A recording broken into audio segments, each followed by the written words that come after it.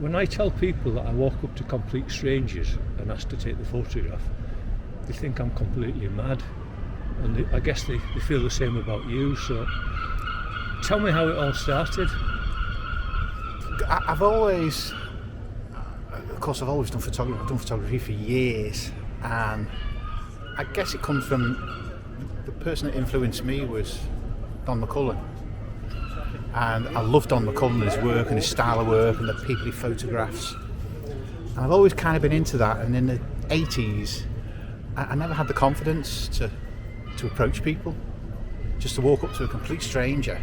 I guess it's the old fear of rejection thing, you know. You get older, wiser, and I first started doing this kind of properly maybe 5-6 years ago, and just trial and error, walking up to people. The phone helps with what I do. I show them what I do anyway, show them the Instagram profile, and that works. And just trial and error. But now pretty much got it down to a T, and kind of works every time. So yeah, but photography, 40 odd years. Yeah.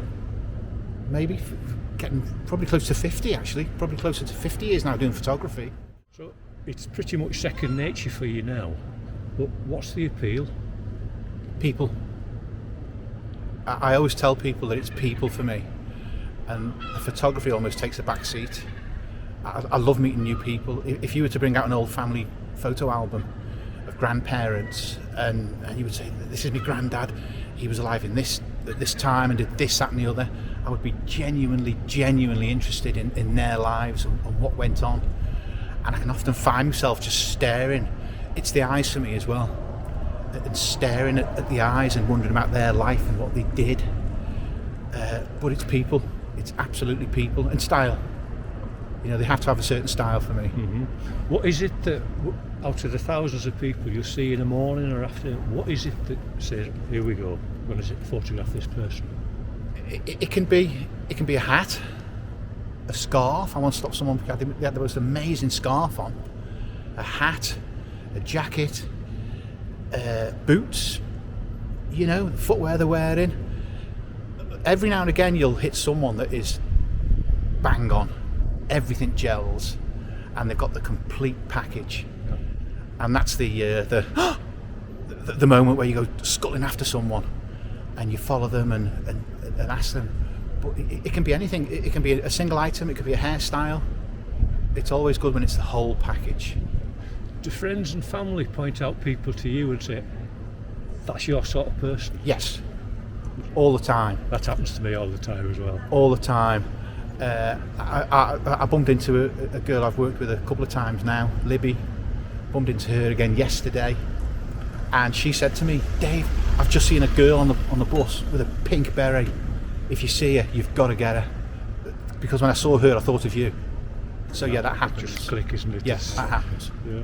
So, and what you do and the people you photograph will introduce you to artists and creatives, I'm sure. Yes. So,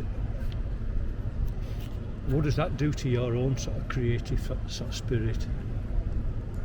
Gosh, lots, doesn't it? I think it does.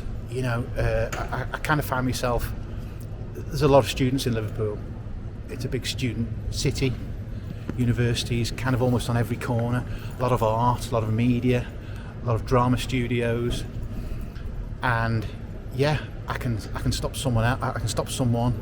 A student, they can be some kind of musician or a drama student. I'll take a picture of them, I'll put it on Instagram, tag them, their friends then suddenly start adding me, I'll add people back, and it kind of snowballs on. It's almost a snowball effect. And what I find is that the sort of creative community in Liverpool is quite small and very tightly knit. Yes. So yeah. Everybody's talking to everybody. Yeah, I've had one or two people say, you know, it happens quite a lot now, where I'll stop someone and they'll suddenly go, "Oh, you've already photographed my mate," or so-and-so, or someone else that you know, and you've taken their picture.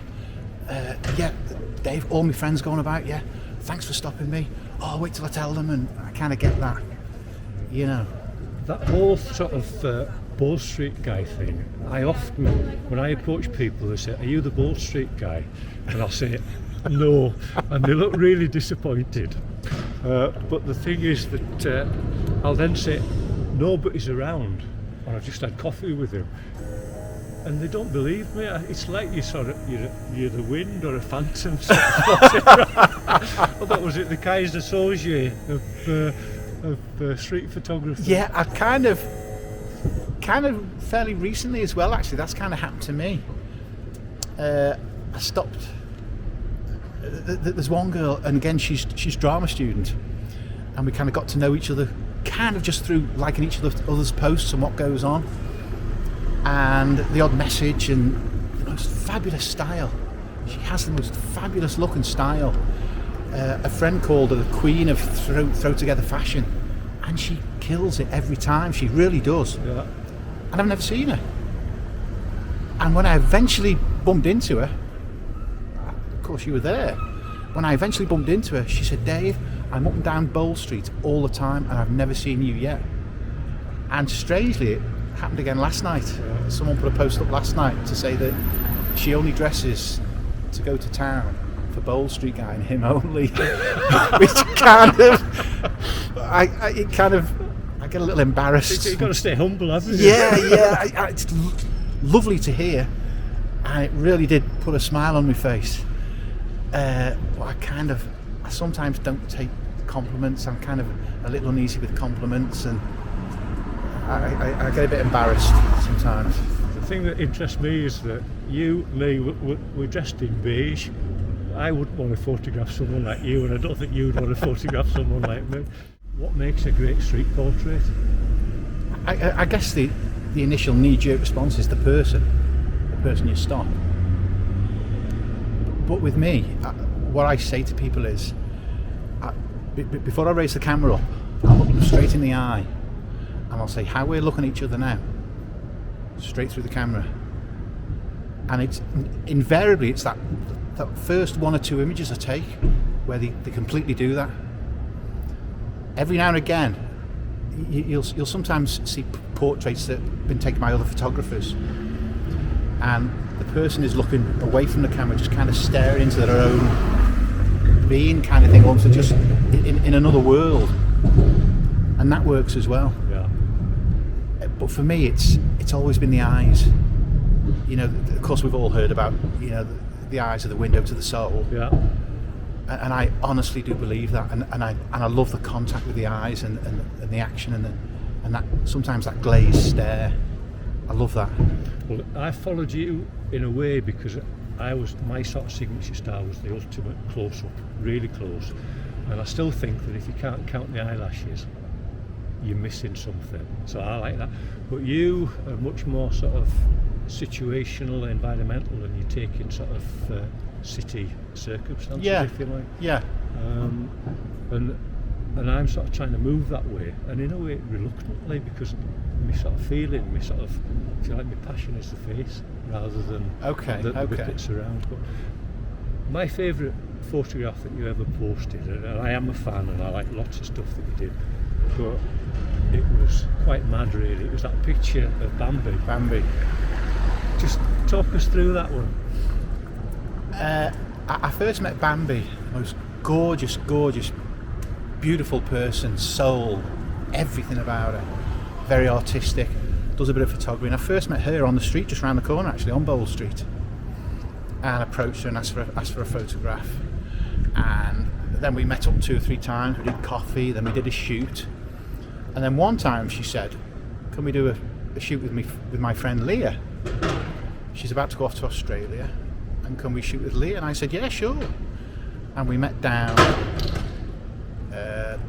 the Baltic Triangle, went down there, and the usual kind of single portraits, double portraits, pair them having coffee, that kind of thing. And then we wandered off down the street, and the background kind of was fairly good, what was going on. And Bambi is one of those people that will do stuff like that. We'll just wait till the fella goes past with his trolley.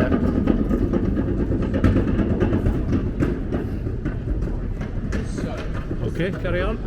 And one thing Bambi is very good at is posing. She's very artistic, and she can throw the poses in, and she does it brilliantly.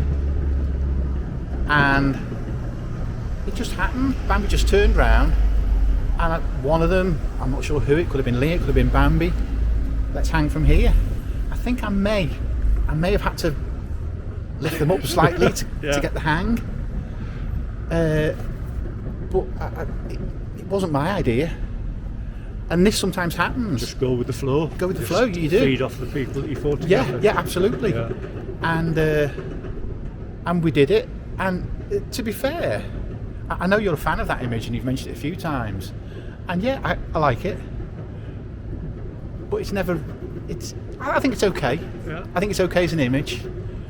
But yeah, I get the quirkiness of it, and yeah, and to be fair, when I have posted it, I've had several comments about, this is fabulous, this is just so good, this is brilliant, and so it's nice. So it just hopefully I can get a copy of that and include it in this film. But just for people to know, you've got these two women, really nicely dressed, sort of arty types, ladies what lunch, Yes. They look sort of nicely turned up, hanging from a fence, faces towards the fence. Yeah. And why I like it so much is it just sums up the bizarreness of what we do.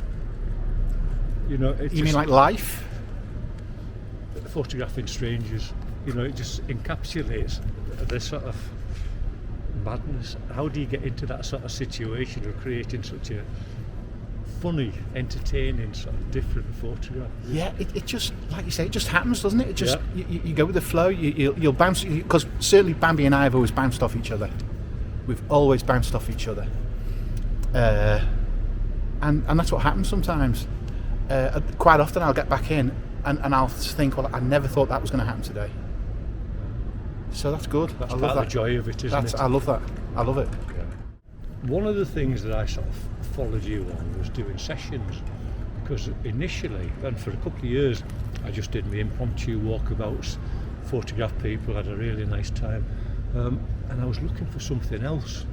And then in conversations with you, and I found out that after you'd done the one-off sessions, you then set up portrait sessions with individuals that lasted maybe an hour, a couple of hours, and I started doing that and absolutely love it. So is there a difference, the impromptu total stranger picture or the sessions? How do they work? Yes, because the impromptu stopping someone in the street, I've no idea every day I come out who I'm going to meet. Absolutely no idea. The setup session is generally someone I've probably photographed once before,